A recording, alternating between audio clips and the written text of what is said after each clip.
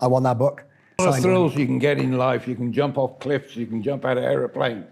I like to do that. But there's very few things top hunting and then hunting, manhunting, tracking and actually tracking down humans is a great sport, and it's a great adrenaline addiction that you get a feeling for, and you want more and more of it as time goes on. I know that feeling. That was certainly an experience that you'd want to increase as time goes on. Yeah. So that's least because one of my other questions is like, obviously, why did you join the army? But then once you join, because I think I know the answer, you just answered it. But what kept you in the army? What kept you there? Keep doing what you were doing. Well, as I say, I joined the paras in the UK, 2 para to start with, and did 6 years there. And then we were posted to Berlin, which was basically a rest posting and sports every afternoon. So I didn't quite fit in with the paratrooper image. So I resigned from the British Army and then went over to Rhodesia, basically for some trigger time, because I knew people that had gone out there, and there was a proper war going on in the 1970s. Peacetime army in Britain wasn't the place to be. Right. Okay. But yeah, if you go to Rhodesia, and you have the sun and Africa, and you'd be able to carry on your trade, where your trade was, people enjoyed your trade and needed that trade.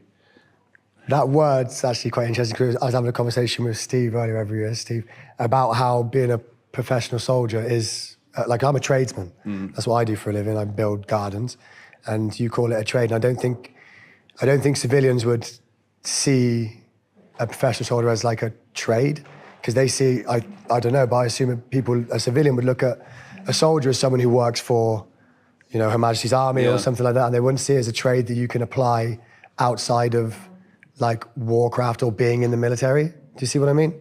So it's interesting that you use the word like this is a trade, because where I want to get to now really is what it's like to go from being in like service to being in Civvy Street, because this is, you know, the veterans and the support center. That's what it's about, is these people come from service to civilian, and what that's like in this. That's why it's interesting you call it a trade, because how do you apply what you learned in the army to Civvy Street? Because it's a different world. It's an entirely different world.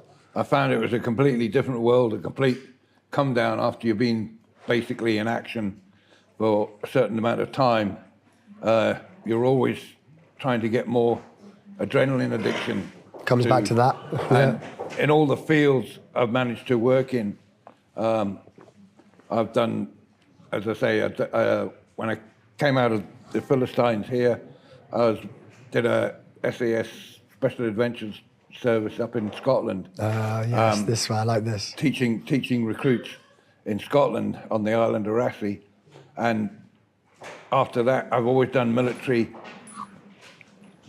jobs on the side. After this one, I've been to, I was in Colombia for a couple of years with Pablo Escobar. I need to talk to you about that on a separate talk. I think we need to sit down just in private and talk about that one first, and then. And I've always managed